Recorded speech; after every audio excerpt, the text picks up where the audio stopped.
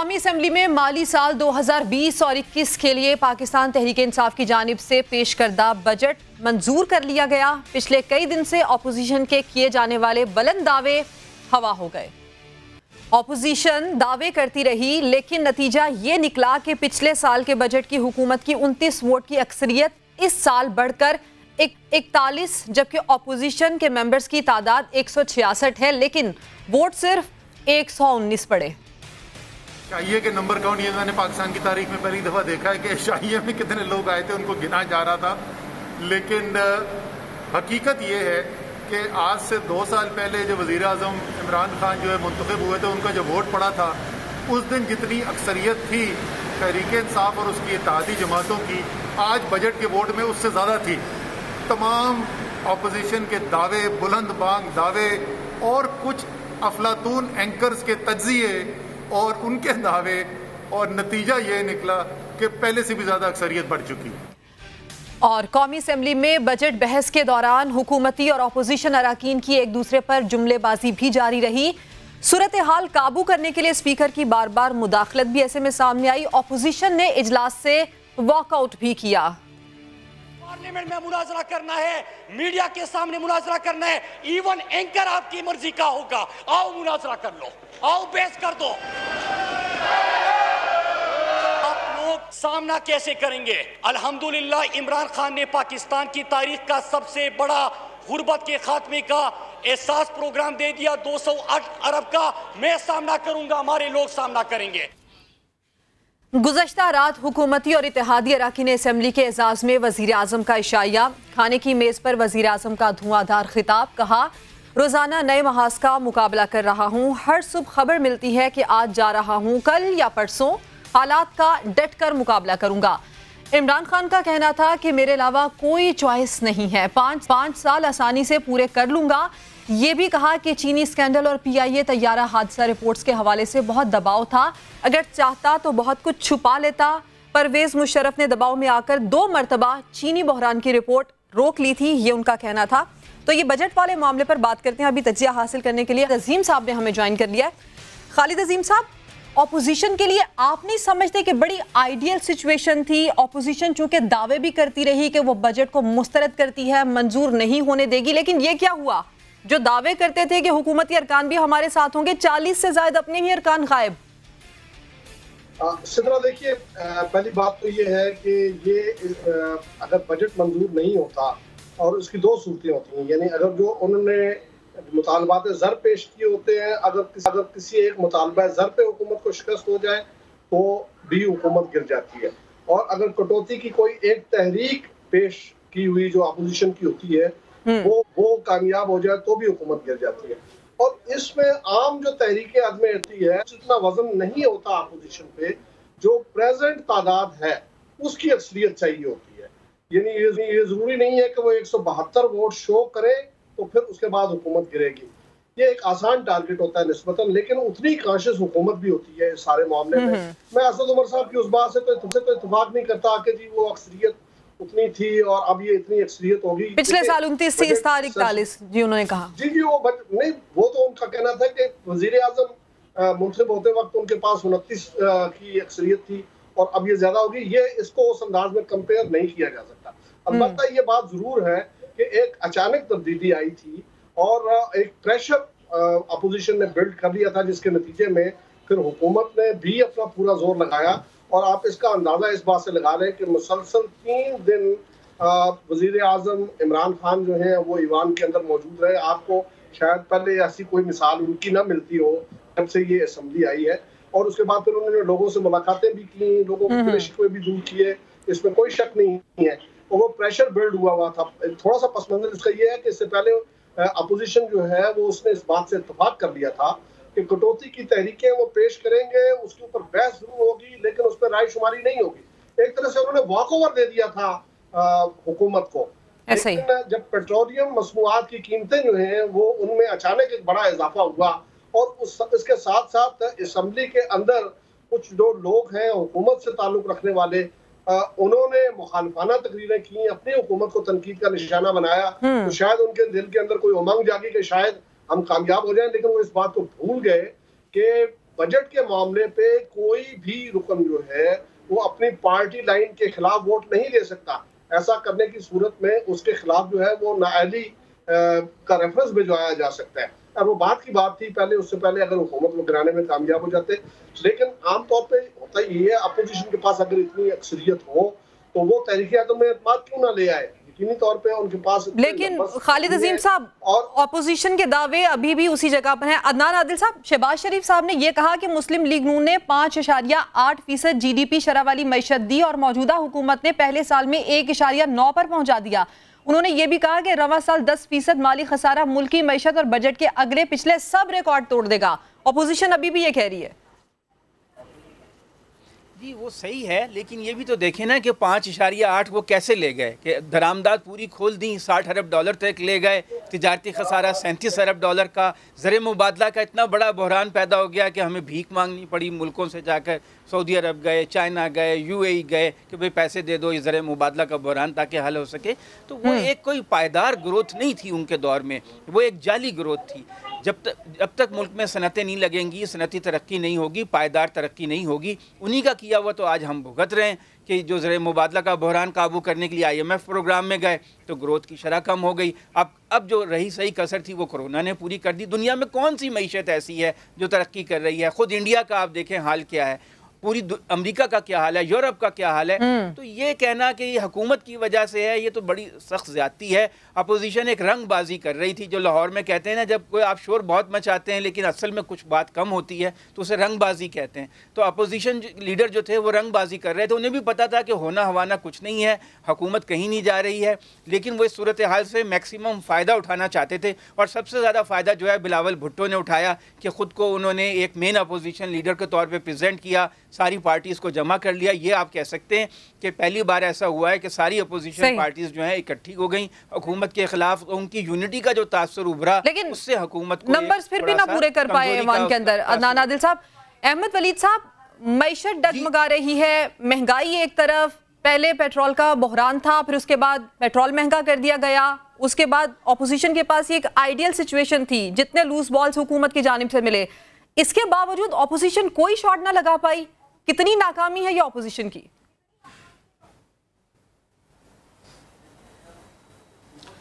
देखें, किसी भी हुकूमत के ऊपर जो है अवामी मफादात का ख्याल अपोजिशन ने रखना होता है।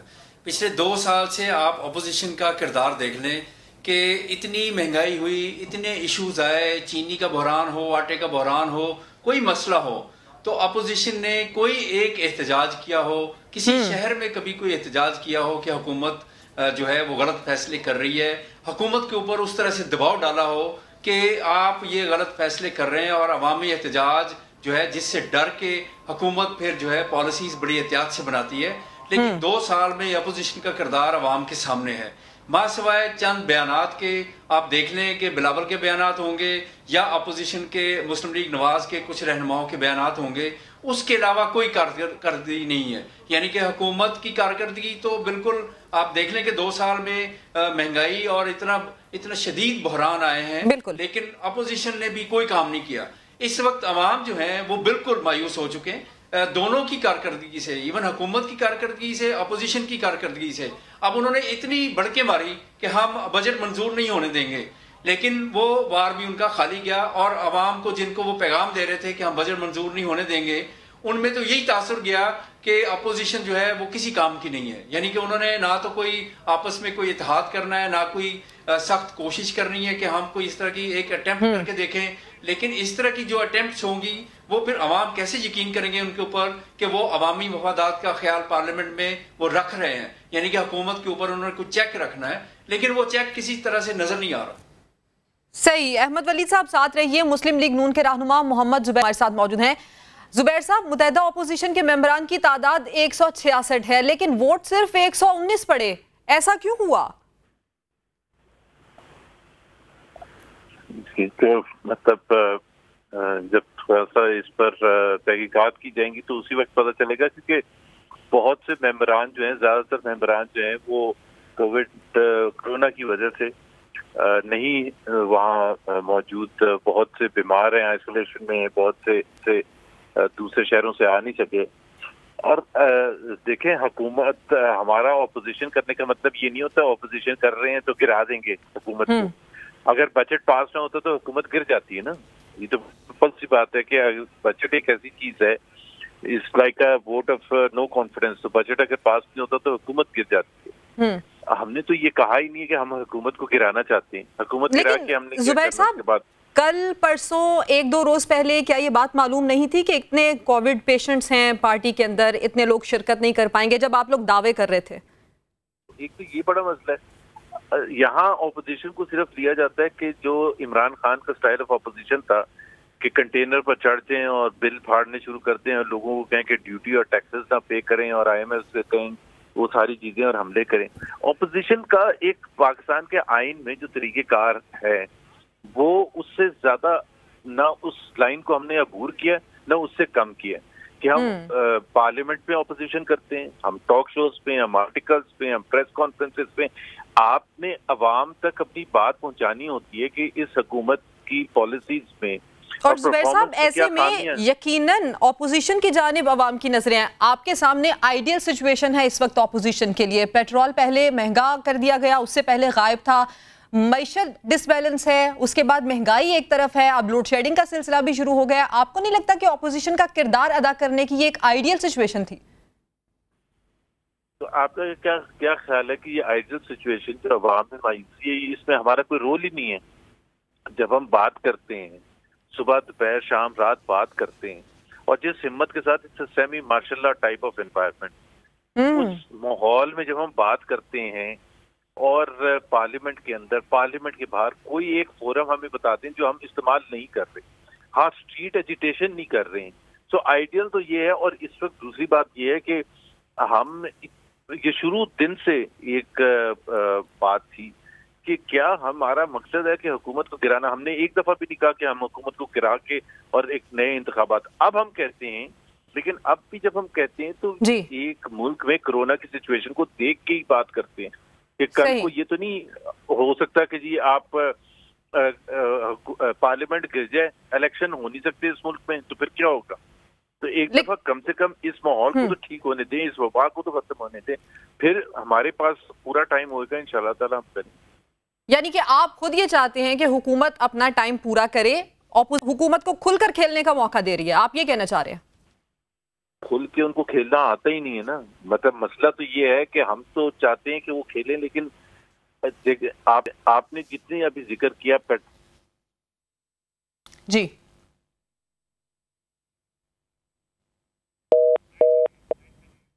साहब, मैं दोबारा आपसे रब्ता करने की कोशिश करती हूँ, आपकी लाइन डिस्कनेक्ट हो गई है। खालिद अजीम साहब, जिस तरह से असद उमर साहब बात कर रहे थे कि ऑपोजिशन ज्यादा से ज्यादा जो किरदार अदा कर सकती है वो कर रही है, क्या ऐसे वक्त में ऑपोजिशन का इतना ही किरदार अदा करना बनता है? असद उमर तो नहीं, जुबैर साहब, सॉरी मोहम्मद जुबैर साहब, असद उमर के भाई। हाँ, अगर वो दोबारा आपका उनसे रब्ता हो जाए तो एक सवाल जरा उनसे जरूर कीजिएगा। उन्होंने कहा तहकीकात से हम देखेंगे कि कितने लोग कहाँ गए। उनसे पूछिएगा कि वो चेयरमैन सेनेट के मौके पे जो उनको अजीमत हुई थी और उनके 14 अरकान गायब हो गए थे, क्या उसकी तहकीकात उन्होंने मुकम्मल कर लिया और उसका कोई नतीजा सामने आ गया?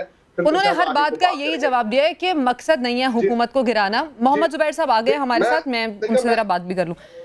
जी जुबैर साहब, आप अपनी बात कंप्लीट कीजिए। मैं सिर्फ ये कह रहा था कि हुकूमत, इसमें तो दो राय नहीं है कि हुकूमत परफॉर्म करने में पूरे तरीके से नाकाम हुई है, बावजूद उसके कि जो उसको जो माहौल मिला था पहले दिन से और तमाम इदारों की सपोर्ट भी हासिल थी और लोगों के जज्बात भी थे कि किसी न किसी तरह से ये सक्सीड कर सके। लेकिन ऑपोजिशन के लिए ये भी बहुत ज्यादा इम्पोर्टेंट था कि वो उनको इतना टाइम दे ताकि कल को इमरान खान मुड़ के ये ना कह सकें कि जी मुझे तो टाइम ही नहीं मिला, मैंने तो अभी ये करना था। वो तो जुबैर साहब फिर भी कहेंगे। खालिद अजीम साहब, जो आप सवाल अभी पूछना चाह रहे थे, जो पॉइंट आप ऐड कर रहे थे, वो जरा कीजिए। मोहम्मद जुबैर साहब सुनिए। हाँ, मैं जुबैर साहब ने कहा शुरू में ये बात कही कि हम तहकीकात करेंगे कि वो लोग क्यों गैर जरूर है, कहाँ है। मैं उनसे पूछना चाह रहा था कि जो चेयरमैन सेनेट के अदम एतमाद के मौके पे आपके 14 बंदे गायब हो गए थे और सबने कहा था कि तहकीकात करेंगे, सामने लाएंगे, वो आप ले आए? तो वो उसका तो बता दीजिए। आपका बिल्कुल सही सवाल है। देखें, वो जो 14 लोगों के हवाले से था जब तक आपको 100% कोई सेंस ना हो, बिल्कुल ये आपको शक हो सकता है और काफी हद तक वो शक दुरुस्त भी हो सकता है कि जी ये नहीं था, ये इसने वोट दिया होगा हमारे खिलाफ या इसने वोट दिया होगा, लेकिन आप 100% किसी सिस्टम में भी वो प्रूफ नहीं कर सकते। बात बिल्कुल ये है कि नाकामी का इतराफ करना चाहिए, आपको बिल्कुल नाकाम हुए थे, कोशिश की थी और उसमें नाकाम। लेकिन ऐसे में मोहम्मद जुबैर साहब, फिर जब आप कह रहे हैं कि अभी ये नहीं एनालाइज किया जा सकता कि जिस तरह से आप नंबर्स की बात कर रहे हैं, तहकीकात होनी चाहिए, फिर ऐसे में ऑपोजिशन ये कैसे दावा कर सकती है कि हुकूमती अरकान भी हमारा साथ देंगे? हमने तो कभी भी नहीं कहा था कि हुकूमती अरकान हमारा साथ, हमने कब कहा था ये? मोहम्मद जुबैर साहब, जी मोहम्मद जुबैर साहब, राना सनाउल्लाह साहब ये दावा कर चुके हैं, ख्वाजा आसिफ साहब भी ऐसा ही तासुर दे चुके हैं कि ना सिर्फ हमारे नंबर ज्यादा होंगे बल्कि एक सरप्राइज होगा हुकूमत के लिए। नहीं, मेरा ख्याल है आपने थोड़ा सा वो मिसरीड किया। देखें, बजट पास होना या ना होने की नहीं हम बात कर रहे थे, हुकूमती अरकान ने तो खुल के पार्लियामेंट के फ्लोर पर हुकूमत की पर तनकीद की है, करप्शन के हवाले से, परफॉर्मेंस के हवाले से कितने MNAs ने की है, खुद उनके अपने फवाद चौधरी ने ये जी। उसका मतलब ये थोड़ा होता है कि बजट उनको हमने फेल करवाना था कि बजट ताकि पास ना हो और पाकिस्तान एक ऐसे मुश्किल दोहराए में, अगर आज बजट पास ना होता तो क्या होता? तो हम तो ऑपोजिशन तो बिल्कुल भरपूर अंदाज में करते रहेंगे और ऑपोजिशन में एफर्ट भी हम करते रहेंगे। कल को अगर किसी चीज में नाकामी होती है, कल को नो कॉन्फिडेंस मोशन होता है, नाकामी भी हो सकती है, कामयाबी भी हो सकती है और उसको एक्सेप्ट करना चाहिए, जिस तरह सेनेट चेयरमैन का इलेक्शन था। जुबैर साहब, इसी सिचुएशन में देखिए ना कि हुकूमत के इत्तेहादी भी वोट डालने के लिए आ गए, आपके 40 से ज्यादा अरकान गायब रहे, ये बहुत बड़ा सवालिया निशान है अपोजिशन पे। जी, ये तो बात सही है आपकी बिल्कुल। क्यों, वजह क्या थी मोहम्मद जुबैर साहब?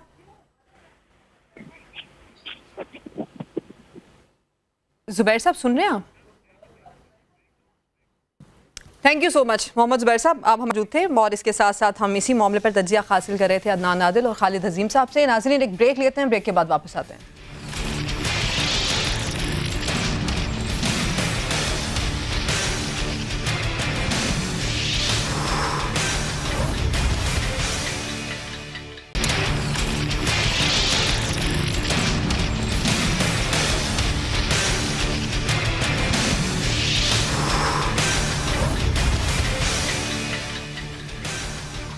खालिद अजीम साहब और अदनान आदिल साहब साथ ही मौजूद हैं। अदनान आदिल साहब, वजीर आजम ने जो डिनर दिया, वजीर आजम ने उसमें ये कहा कि मैं आखिरी चॉइस हूँ, आसानी से अपने 5 साल पूरा कर लूंगा।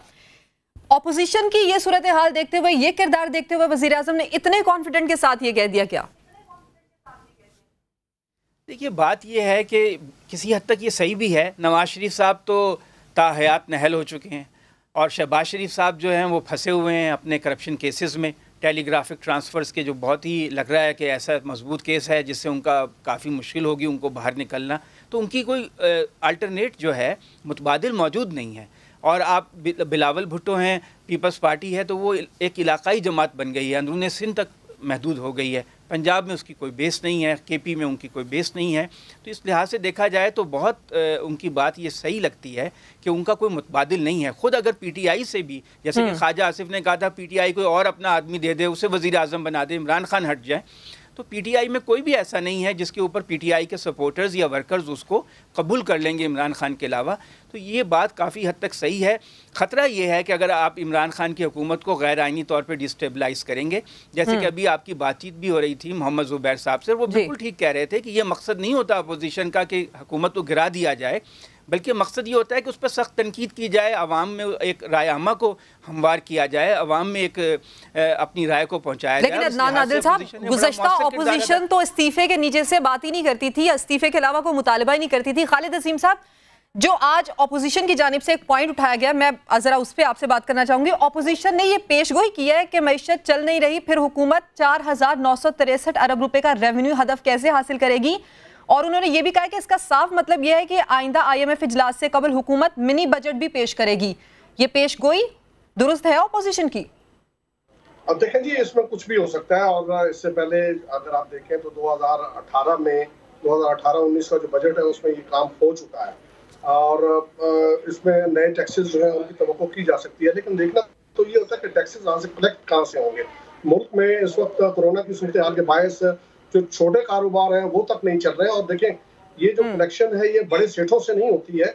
इसका अगर आप ब्रेकअप देखें तो उसमें तमाम निचली सतह से लेके ऑनवर्ड, और ये सारा टैक्स जो है वो बिलवास्ता तौर पे अवाम अदा कर रहे होते हैं।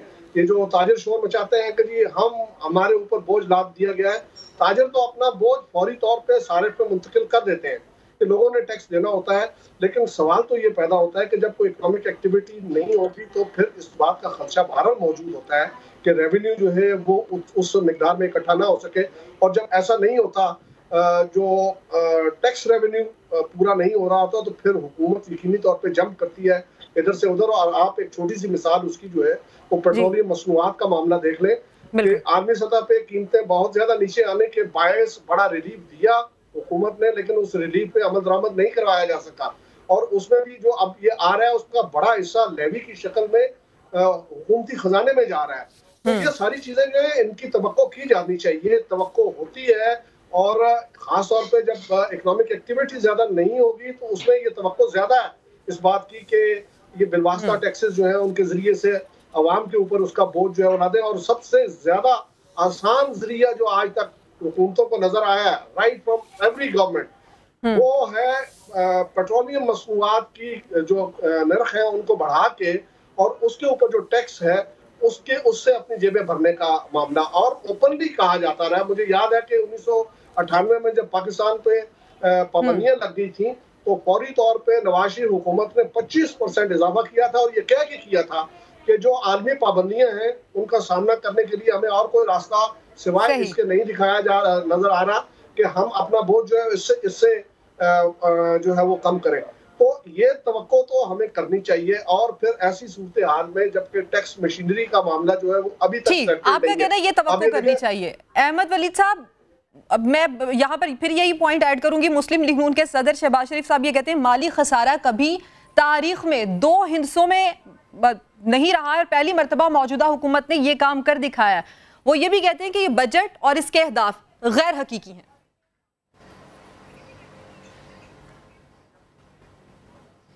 बिल्कुल, जब ये बजट पेश हुआ था तो उसी में ये गैर हकीकी लग रहे थे कि जिस तरह की इन्होंने रिलैक्सेशन दी कि हम ये छूट दे देंगे, ताजरों को ये छूट दे देंगे, फलां चीज़ में ये छूट दे देंगे, लेकिन ये बात नहीं बताई कि रेवेन्यू कहाँ से जनरेट होगा। एक तो रेवेन्यू का ऑब्वियसली खालिद अजीम साहब ने बताया कि पेट्रोल से गवर्नमेंट जो है वो रेवेन्यू बड़ा अच्छा खासा रेवेन्यू जनरेट करते हैं और क्विकली जनरेट करते हैं।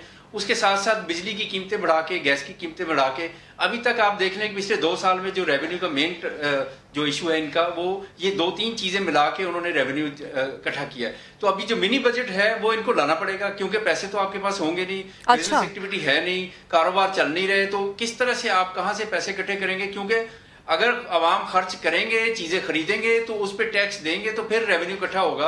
अगर वो आवाम जो है वो बाहर ही नहीं निकल रहे और चीजें खरीदने की सकत भी नहीं है उनमें, तो आपको ये लगता है कि मिनी बजट इनको लाना होगा? पैनल साथ मौजूद था, बहुत बहुत शुक्रिया। नाज़रीन, आज के शो से इतना ही। शो पर अपना फीडबैक दीजिएगा। आपसे मुलाकात होगी कल दोबारा।